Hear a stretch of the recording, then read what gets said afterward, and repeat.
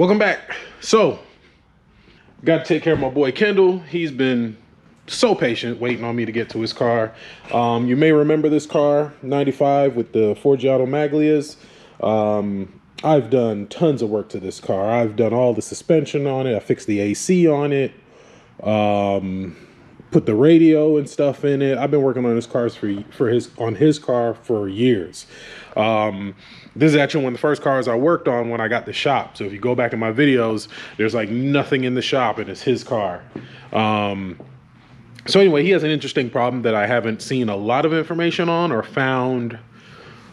I did find the fix. I figured it out already. And I was like, you know what? I'm pretty sure one of you guys have had this issue, so figure I'll bring you along. So the issue he's having, he's had it for a while now, is only the high beams work on the car. Low beams don't work. And I'll show you what I mean. So I got the bulb pulled out because I was kind of starting with simple stuff as far as checking to see if the bulb was bad, you know. So we'll turn the lights on. So right now these are high beams, right? So we hit the low beam and they turn off. See that? So normally this would be low beam, but we got no low beam.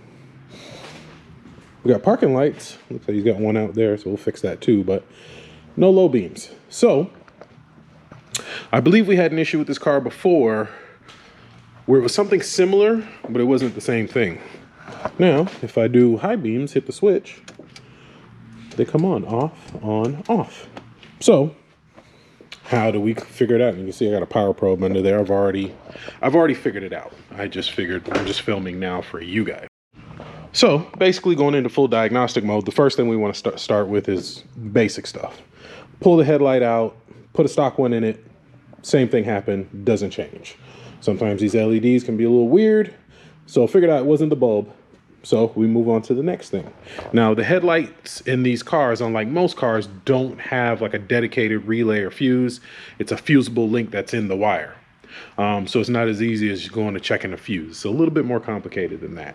There are only a few things that can affect this issue. Either it's a ground issue, and the ground for the headlights is right here on the core support. So the headlight ground is right here. There's also the ground for the fans and the headlight. It's like right here. It's a little bolt around here somewhere. Yeah, here it is. Right here. So that's your ground for the headlights and the fans. We checked that. That's good. It's not that.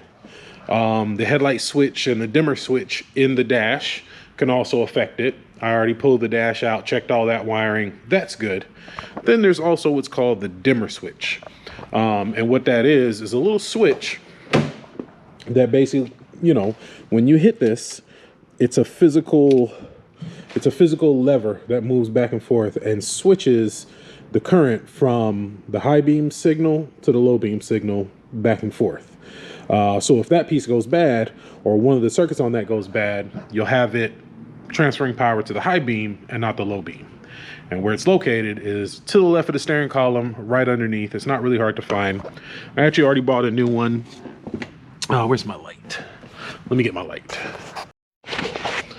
Take you over to the bench here. So basically this is it. This is the dimmer switch. This is the new one. So you have your two signals for low beam and high beam, and then your ground, your power, all that good stuff. And basically there's a little bar from the lever on the dash that pushes this in and out. So if I pull this little tab out here, it basically, when you push it, high beam, low beam, high beam, low beam, high beam, low beam. That's it. So I think this is just here to hold it in place for the most part. So yeah, that's it. So this is what controls your high beams and low beams. And this is the problem with his car. I've already plugged this in and actuated it manually.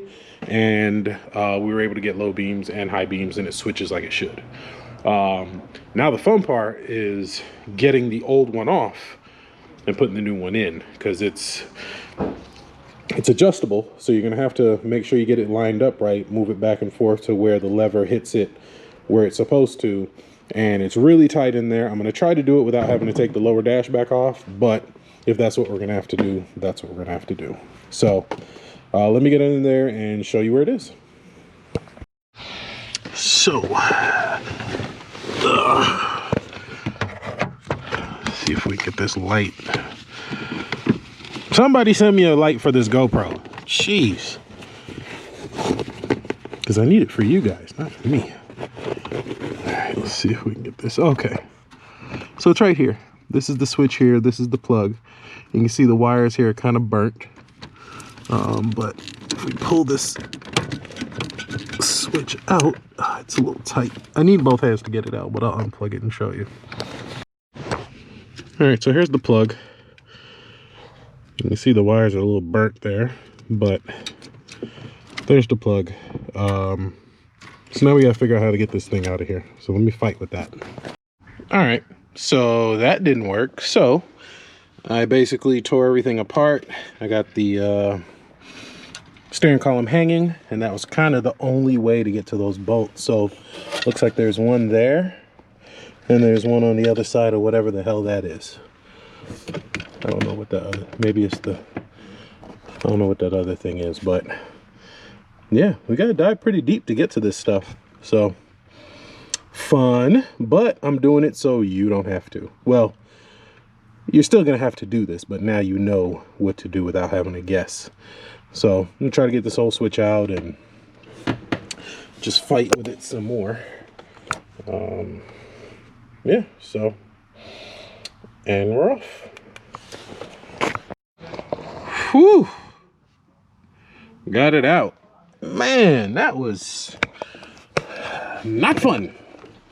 So that thing sits in there, and I mean, you gotta move this thing out the way. So I didn't unbolt it all the way, but it sits on top of it like that. So you gotta unbolt it. It's a 1/4 inch screw back here, 8mm here. Then there's a thing that's attached to this you gotta undo. Whew, but we got it. So I'm gonna go ahead and put the new one in, which is right here. And it goes on the other side of whatever the hell this thing is. But man, that was not easy, but I got it out. So let me put the new one in and get this car wrapped up for Kendall. And that's my goal for tonight. My goal for tonight is to finish it. So I'll get the new switch in, just pretty much reverse engineer everything I just did. This is my first time doing this. But yeah, it's just tight in there and it's a lot of work. So it's kind of it's a job, I will say. It's a job, but you know, now I know how to do it, and now you know how to do it. So let me go ahead and get this thing back together, and I'll show you guys the finished product.